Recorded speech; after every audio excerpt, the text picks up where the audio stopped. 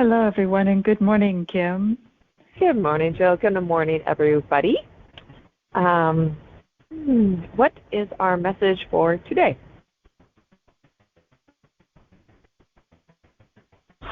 Big yawn. Yeah. Okay, I'm just waiting to see if there's anything. Nope. Okay, we're going to go with this one.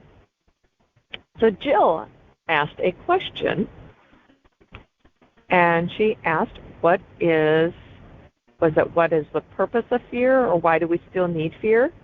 What is the value of fear in today's the world? value. There we go. I can't even say value, man, because value and fear do not go together. Okay. Well, this is right before yes. the call that I asked that question, and when I asked it, what was your answer, Kim? This is a longer podcast. Yeah. Well, yeah, but you were like, well, in case there's a bear and we run away from it. Yep. And that's where the word value came up. I was like, so what's the value of fear in our world? Yep. Like, I came close to encountering a bear once in Alaska, but it was across a river, so if you call that close. Yeah. For bears who run fast, that's close. Yeah. It was across. Yeah, true. Yeah. So fear. Okay. Fear is, wow, for some of you, an illusion. Oh, okay. Now they're chiming in here. Fear is an illusional state in your subconscious that you have created into a negative state over time. But initially, it's a chemical basically released in your body, a hormone that is released in your body, cortisol, to run away from if you were actually going to be physically attacked, where you're physically hurt. So it's not about the emotion of being hurt, it is the physical concept of being hurt. That is where these, it's like the surge of this hormone is released into your body, and then you're like, I have now the power to run away. I have the power to fight. I have the power to be still, to be in control of my energy, of my body. I have that power. But what has happened over time is that we have now stuck this emotion and this verbiage of fear into it, because we've now been pushed into multiple times of saying, ooh, that's scary. Ooh, like, weren't you scared with that? And the person initially is like, no, like, should I have been? Oh my gosh, I would have been so scared. And then it just like trickles. And then on top of that, what creates that fear state to be constantly in your reality is the lack of nutrition, lack of chemical imbalances. So over time... Hold on a second. Lack of chemical imbalances, or lack of... Yes. Yep. What does chemical and nutritional imbalance. Balance. So you're okay. Yep. So when you're not... Okay. So when you're in the fight, flight, and fear mode, all of your blood rushes to the vital organs. So you get a surge into your muscles. You get a surge into your heart. Your digestive system actually stops working, because you're not supposed to be able to, oh, excuse me, I need to have a bowel movement right now. Stop everything. I need to have a bowel movement. You're busy running away from a bear. Yep. Wait, no, you know what? I really got to pee. No, it's everything. That whole system actually stops. So your blood gets pulled away from those areas, and it goes to the vital stuff that you're going to need. You need your brain, you need your heart, your lungs, and at this point, your muscles. So everything else stops at that point. So when you when now it's coming down off of that high, that adrenaline rush that you get, when it's coming down off of that high, then all of a sudden the blood starts going back to all these vital, the non-vital organs, and everybody's like, oh, I'm good, I'm fine. It's like, well, it takes a little bit of time. It takes some integration to go back in there, and we need nutrients to go back into these areas. So we need to refuel our heart, our lungs, our muscles. We need to refuel that, okay? And then we need to allow the blood flow into the other organs.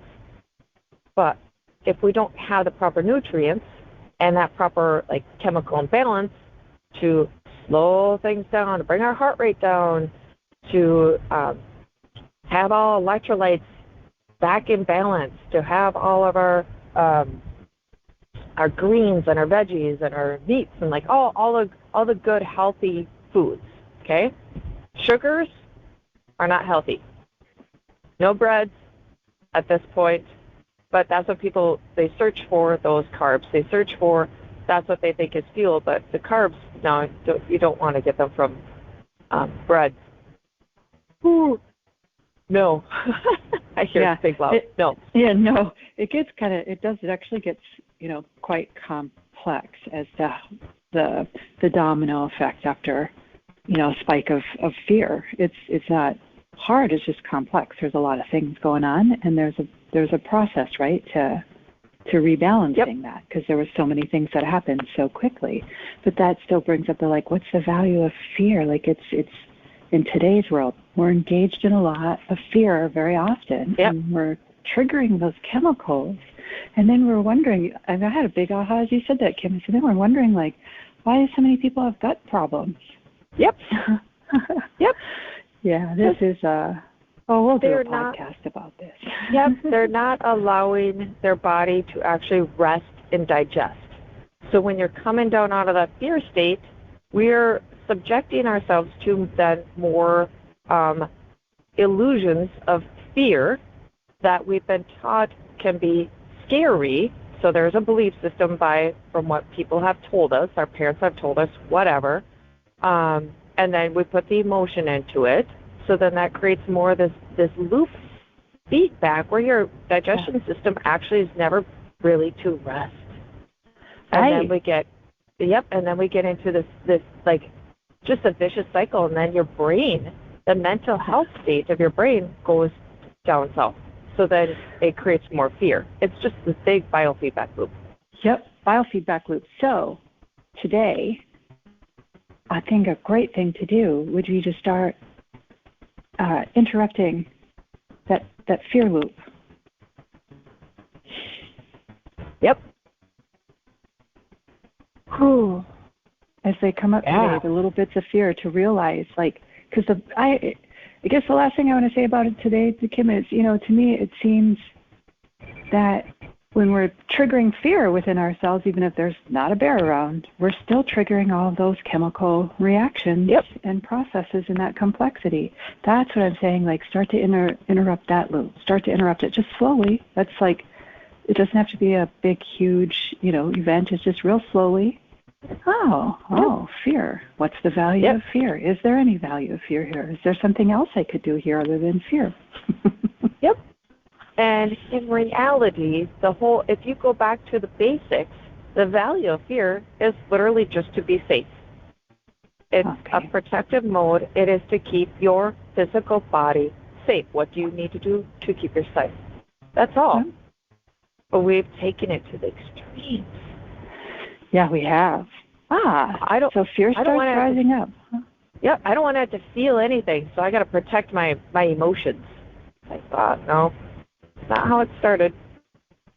Yeah, this is definitely a longer podcast, but for the sake of the dailies. Yeah, I could go on and on. Yep. So those easy techniques that Jill and I have been telling everybody of, stopping and take a deep breath and putting your hand over your heart and just feeling your heartbeat, just trying to control the beats almost if it's beating fast. When you put your hand over your heart, just taking those deep breaths and imagine you going in there and you telling what your heart rate needs to be, saying, no, you're calm. No, we're going to beat like this. And in your head, create a beat that it's supposed to go at. Create a drum beat in your head and have your heartbeat match that drum beat in your head. Nice. Wonderful.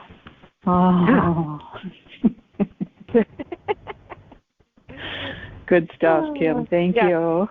Absolutely. Thank you, everyone. Thank you, Jill. Yes, until next time.